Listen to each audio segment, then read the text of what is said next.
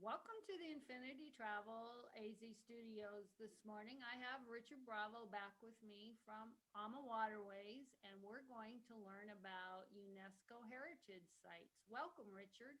Thanks so much, Cindy. Happy to be back again and talk about some other things that Alma Waterways does. Two of our most popular itineraries are the Danube, the Upper Danube specifically, and the Rhine River. So some of the highlights along those, there's numerous different things that guests love to see, but there's a number of UNESCO heritage sites that we stop at, really in all of our itineraries. But we thought it would be nice to highlight those along the Danube and Rhine today. Yeah, I agree. I'm very excited to see all of them. So take it away. Fantastic. So thank you everybody for taking the time to join us today. If you have any questions, please enter them in the chat box. Otherwise, if you just want to sit back and view this, or maybe you're going to view this later, if this is a recorded session that you get to see later on when you have some time, any questions, please reach out to Cindy. She's incredibly knowledgeable about the Alma Waterways product. And if there's anything that she needs any sort of assistance on, she knows how to reach me. I'm going to go off camera right now, just so you can really focus on the beautiful slides and imagery, and then I'll pop back on at the end as well, right before we close. But thanks again for taking the time to join us. We know that so many people are joining, different meetings online. They're staying connected with their friends and family. So we want this to be meaningful to you. So I really hope that you'll find it valuable and inspiring. And if some of these locations are not on your list right now for travel, then I hope that you do enter it on that list too. We'd love to welcome you on board sometime very soon. This particular slide right here, I like to include in the front of my presentations for a number of reasons. One, the imagery is just beautiful. Looking down here, you can tell that it's fall time because you've got a lot of those beautiful, sort of burnt oranges and golden colors and some reds in some areas starting to pop there in the forest along the river there. The steep hillsides that we're going to pass by on these river journeys. Some of those might be vineyards along the hillsides there, castles that we see, and we get to dock right in the heart of these towns, right along those riverbanks that you see here in this picture. The waters are calm, also like you see here in the picture. River cruising is an amazing way to travel. It's quite different from ocean travel, and please don't for a moment misunderstand me. I love ocean cruising. It's a wonderful way to travel. What I personally like a little bit more about river cruising, in fact, a lot more to be quite honest, is that it's much more intimate. We are never within international waters. For example, we're always going to see some amazing landscape on either side of the vessel the entire time that we're traveling, calm waters, no seasickness. And again, we're going to dock right in the heart of those towns. So you step off, and in some instances, you're right on those ancient historic cobblestone streets. So just a wonderful way to travel. Um, the other things that I would like to mention too is that when you're river cruising, and specifically with Alma Waterways, I want to highlight this, is that the river cruise vessels are not the destination. We are taking you to and through the destination on these intimate waters, but the ship itself is really your luxury floating resort, taking you from one town to the next, making a number of stops along the way. It's going to be the best service on board, the best features and benefits, and certainly the best cuisine that you're going to be tasting. We're going to be pulling on a number of those regional cuisines on board the ship as we're hitting those different countries, as we're hitting those different towns, so that you can really experience the flavors of these different places that we're traveling to.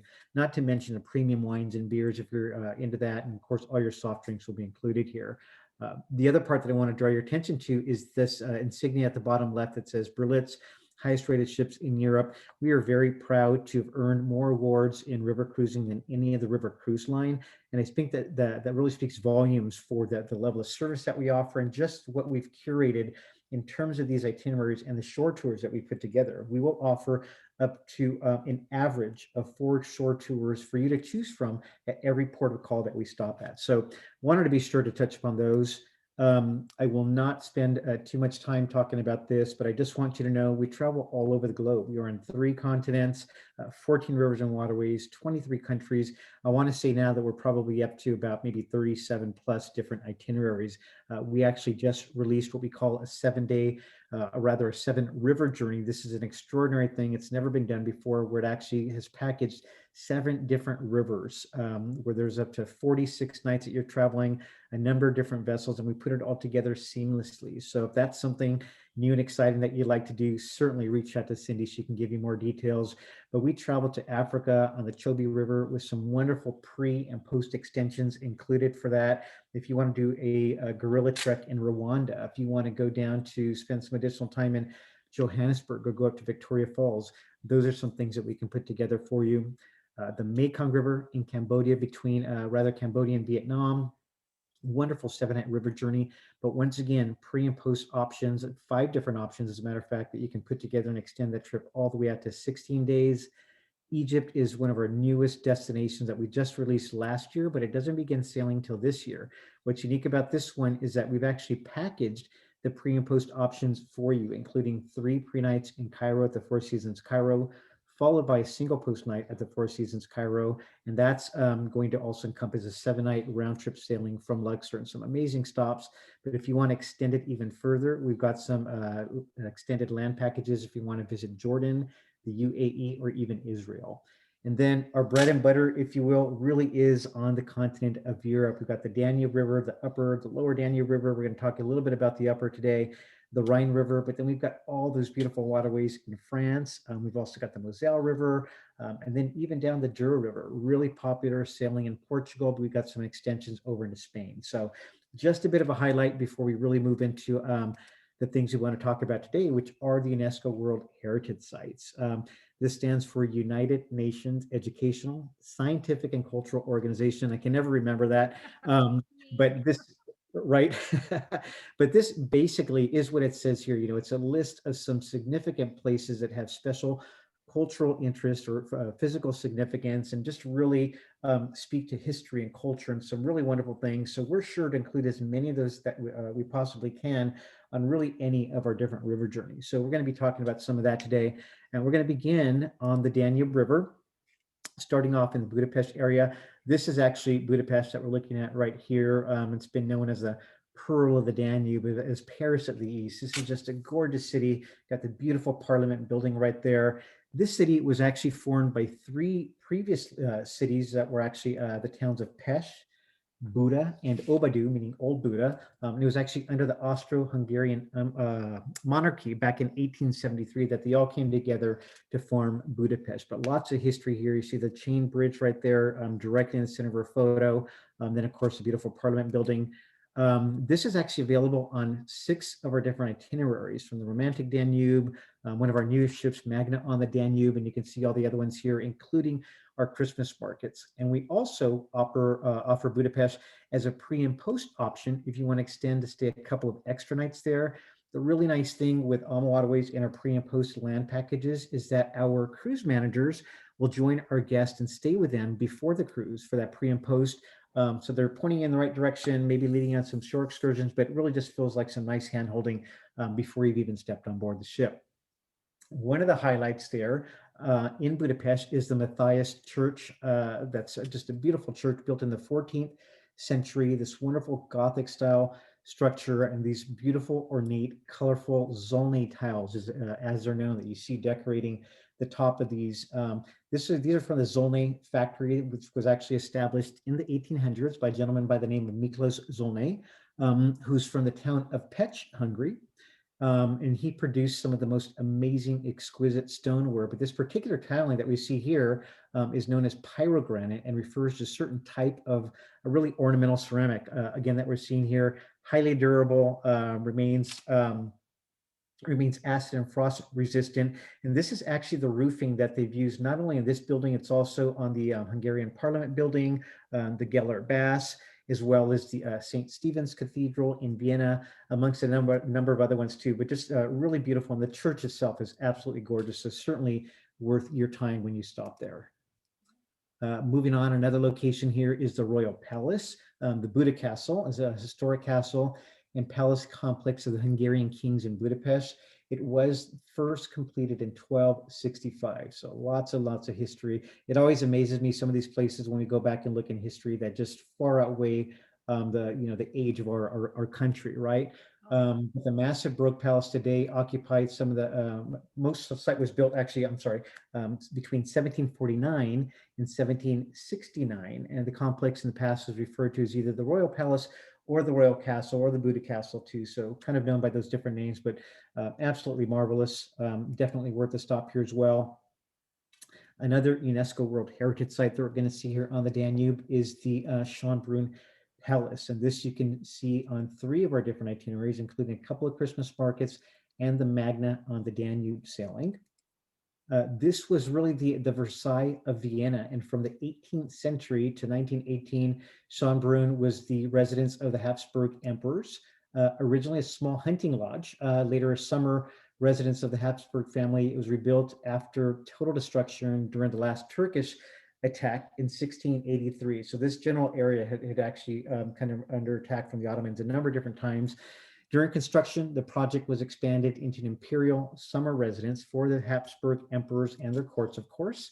It was designed by the architect Johann Bernhard Fischer and Nicholas Picassi, and it's filled with some outstanding examples of decorative art, including many, if not most, of the original furnishings too. So that's something you don't come across very often. Together with its gardens, it was also the site of the world's first zoo back in 1752, and it's approximately 400 acres in total. You could literally fit the Principality of Monaco inside the grounds here. Truly beautiful and amazing site to visit. yeah, gorgeous gardens. Absolutely. And then there's the Wachau Valley in Austria. A number of different itineraries. I won't read all of them, but a number of different choices for you to include this one here as well.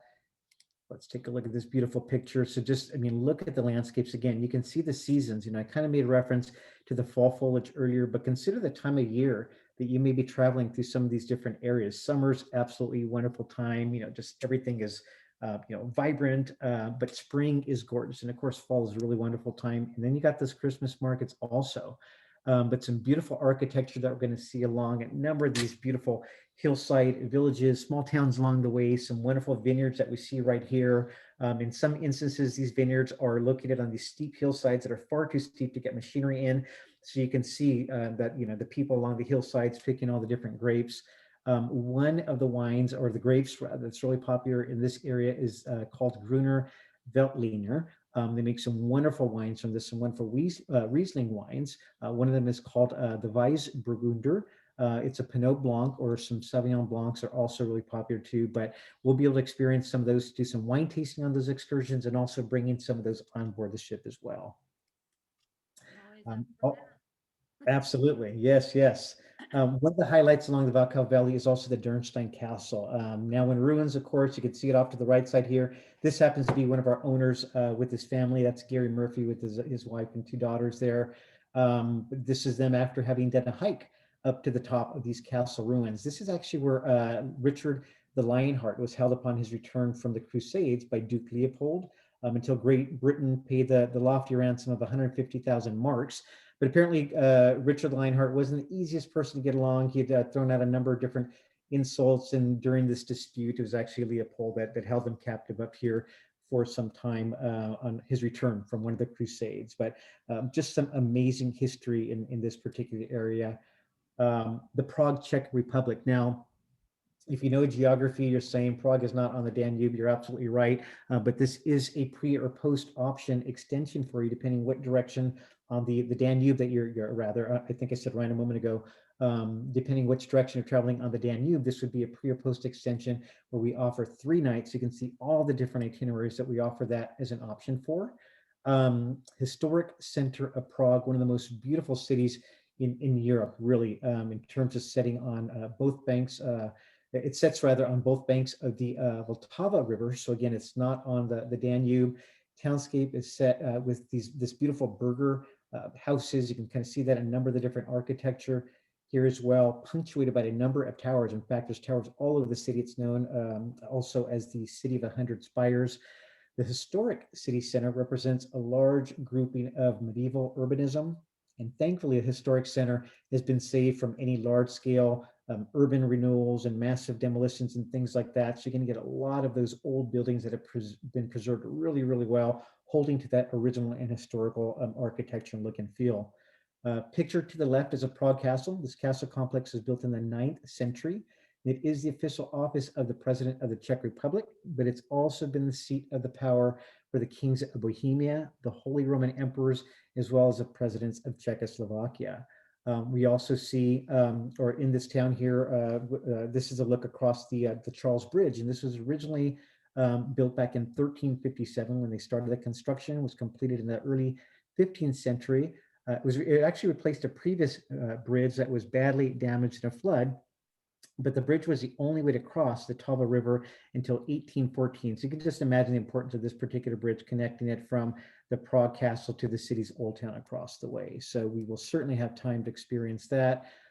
Here's just another look at the beautiful Prague city center. This wonderful astronomical clock, dates back to medieval times. It was first installed in 1410, and it makes it the third oldest astronomical clock in the world and the oldest clock still operating. So there's a chance to see that. We'll also have a chance to visit the historic Jewish quarter. This is the Spanish synagogue in Prague, and it's known as one of the most beautiful synagogues in Europe, set in the heart of the Jewish quarter.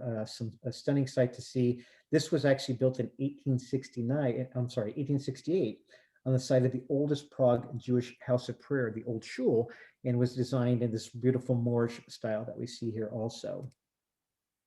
Then also on the Danube, this is the lower Danube now as we make our way into Romania. There's two different itineraries that will make a stop here in Sighisoara, the Gems of Southeast Europe, or the Grand Danube cruise. And Sighisoara, Romania, this city is located on the Trnava Mare River and is located in the historic region of Transylvania. So I think we've all heard of Transylvania. It's a popular tour destination, as you would imagine, and certainly a UNESCO World Heritage Site. Also dates back to the 1100s. It was back then that the Hungarian king was begging the Saxons really to move to this part of the world in order to help defend its borders. A number of German craftsmen and artisans took him up on it, and what resulted today is this wonderful fairy tale-like fortified city in the heart of Romania. These beautiful cobblestone streets, all these colorful buildings, very pedestrian friendly. It only encompasses maybe about 3 different blocks, but just an absolutely fairy tale delight to go out and explore. This is also the birthplace of Dracula, or better off Vlad III, who was actually born here in this town, or Vlad the Impaler. He was born here in 1431. The nickname Vlad the Impaler came from the atrocities, if you don't know, that he committed, which he impaled a number of people, both foreign and domestic enemies alike, with stakes in the ground, leaving them to die a rather painful and gruesome death. But of course, Dracula's made this quite a popular story. So it really is a tourist attraction. And here's the Bran Castle that Bram Stoker actually made famous as well. I don't believe Vlad actually lived in this castle, but he did use this one to depict that as well. But it's got this beautiful Tudor architecture also, and it's really quite different from a number of other castles that you're going to be able to see. So this one is offered on one of our pre or post extensions on those itineraries that we were looking at. So as we move on from there, now we're going to take a look at some of the UNESCO World Heritage Sites along the Rhine, and we're going to begin in Amsterdam. If you've never been to Amsterdam, let me just tell you, this is a vibrant, lively town. You definitely want to spend a couple of nights here if you can. Some great restaurants, cafes, number of wonderful museums and galleries. We've got all these different itineraries to select from here. Something new also that I'll mention, if you're planning ahead for 2022, there's something called the Floriad. This is something that comes around once every 10 years. It's an amazing event. If you're into horticulture, love planting and love gardening and things like that, this is something you will not want to miss. It's just a short 40 minutes outside of Amsterdam, but we include some tour options there on each and every one of these itineraries that you see here. But again, just kind of looking at Amsterdam a bit more intimately, the museums that I mentioned also, it's got one of the highest density of museums in the world. Got the Van Gogh Museum, the Anne Frank House, and please be sure, make those reservations in advance. You don't want to travel this far to potentially miss out on being able to get into those locations, especially if you're traveling at a really busy time of year. Something else that I just had to include here, of course, the bicycles. You're going to see some beautiful scenes like this, but the number of bicycles far outweigh the number of residents, not only in Amsterdam, but really throughout the entire country of the Netherlands. the Cologne Cathedral in Germany. So we were to make our way down the Rhine River. We would make our way into Cologne Cathedral as the next major stop. A number of different itineraries that include this as well. Just love this picture. It just looks glorious. And let me tell you, when you step up in front of this cathedral, it is just awesome. Like in the true sense of the word awesome. I know that's a word that's really overused, but the ornate detail is just mind-blowing. Literally every inch of the architecture, you can see the time and thought that was put into developing each piece of this structure. When you walk inside, that same awesomeness carries indoors as well. So it's definitely a sight to see. One thing that's really amazing about Cologne, though, you know, it's a large city. There's lots to see. We're going to spend a full day here also, spend some time visiting the cathedral. We dock literally just to the right side of this bridge here, and it's about a 10-minute walk from your ship to the front doorstep of the Cologne Cathedral. You got the Old Town to visit as well. We offer a biking tour here. There's a Holy City walking tour here. We also offer a Kolsch beer tasting tour here. I love my wines, let me tell you, but when you're in Cologne, Germany, you have to do something that's unique there, which is the Kolsch beer. This is unique to Cologne, Germany. There's a number of pubs throughout the whole town, but the Old Town of Cologne is really you want to go and spend some time maybe doing some pub hopping. They serve it in these nice tall cylindrical glasses. It's just a really nice light ale that's really refreshing, not very heavy at all.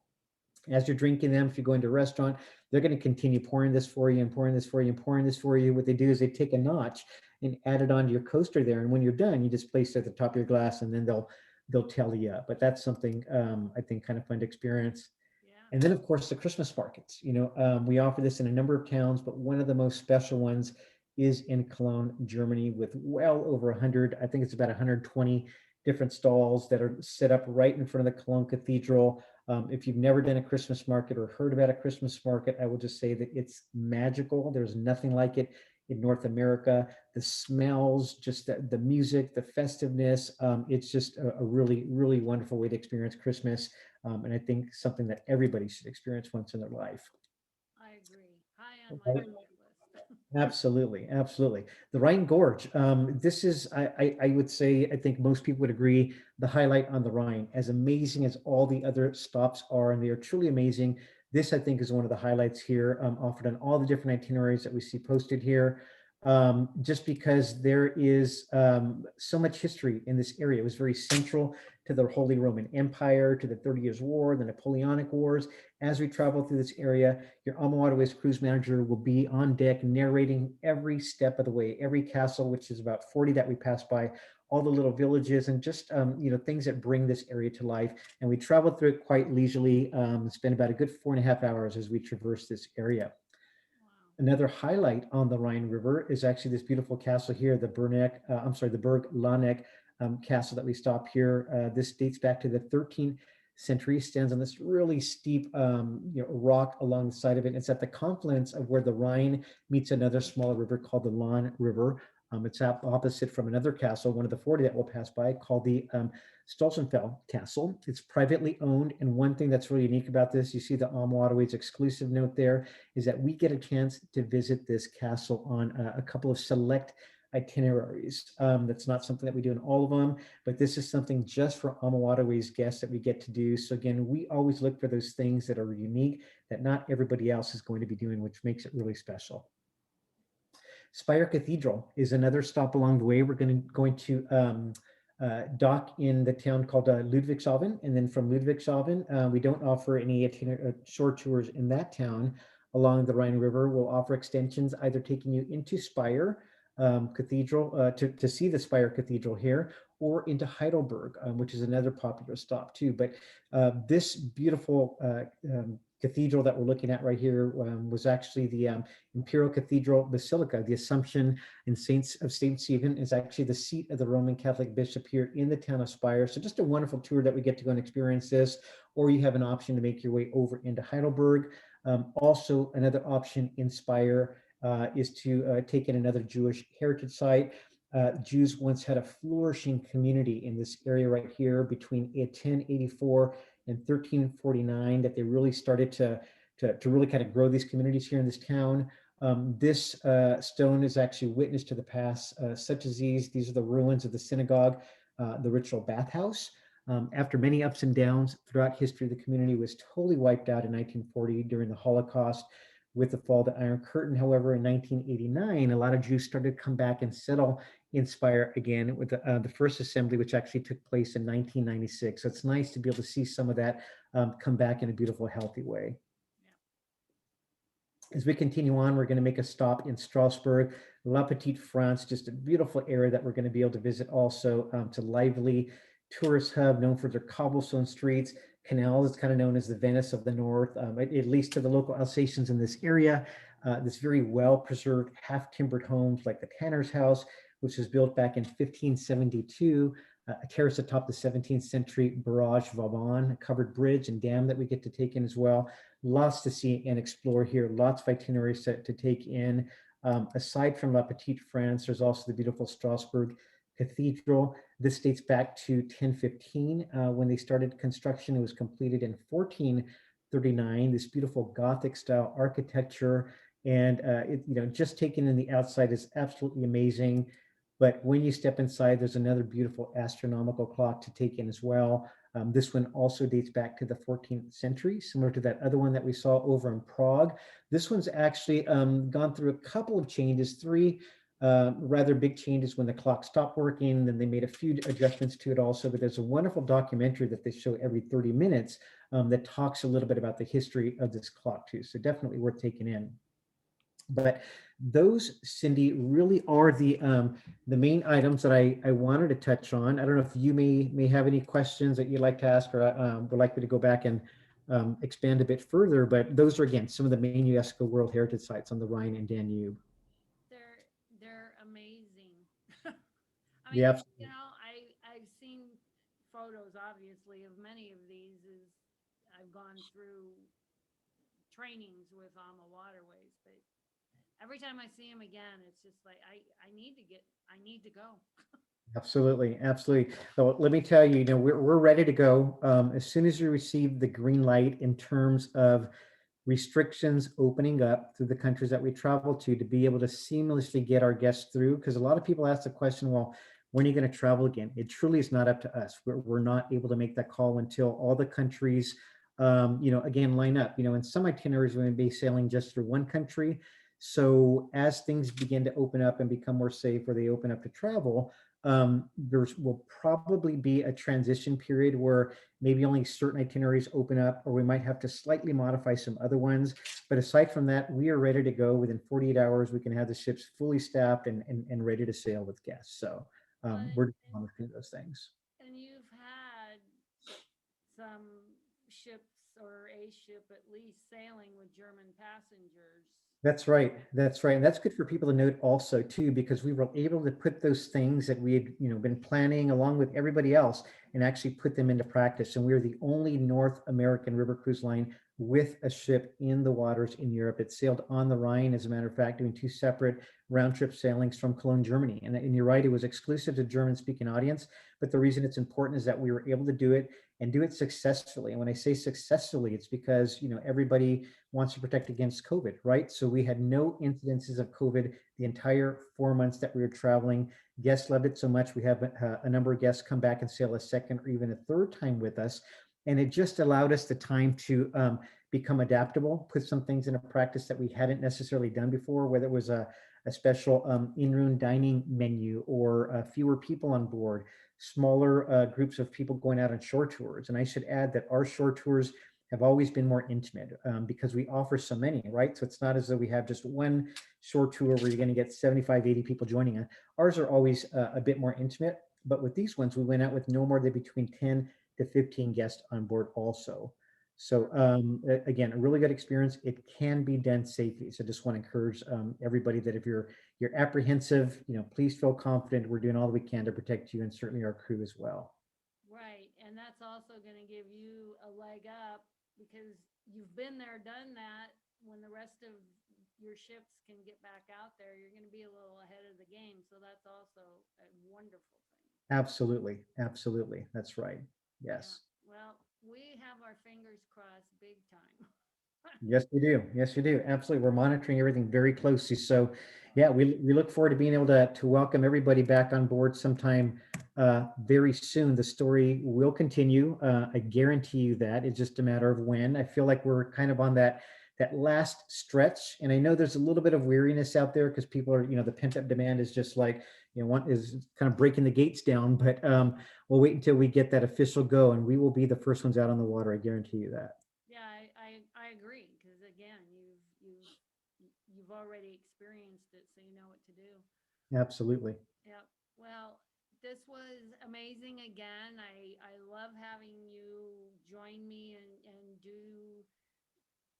show me everything that AmaWaterways does. I love it. We'll have to schedule some more. Absolutely. Let me know, Cindy. We'll be in touch on that for sure. We love the opportunity. But Um, thank you for everybody for joining us. Thank you, Cindy, once again. Appreciate it. you too.